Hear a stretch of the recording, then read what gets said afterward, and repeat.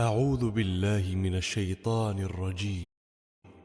ربنا وأدخلهم جنات عدن التي وعدتهم ومن صلح من آبائهم وأزواجهم وذرياتهم إنك أنت العزيز الحكيم. وقهم السيئات ومن تق السيئات يومئذ فقد رحمته وذلك هو الفوز العظيم. إن الذين كفروا ينادون لمقت الله أكبر من مقتكم أنفسكم إذ تدعون إلى الإيمان فتكفرون.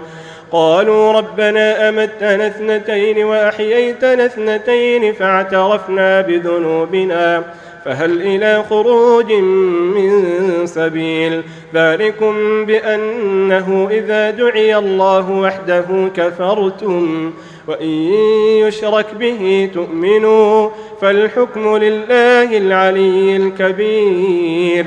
هو الذي يريكم آياته وينزل لكم من السماء رزقا وما يتذكر إلا من ينيب. فادعوا الله مخلصين له الدين ولو كره الكافرون. رفيع الدرجات ذو العرش يلقي الروح من أمره على من يشاء من عباده لينذر يوم التلاق يوم هم بارزون لا يخفى على الله منهم شيء. لمن الملك اليوم؟ لله الواحد القهار.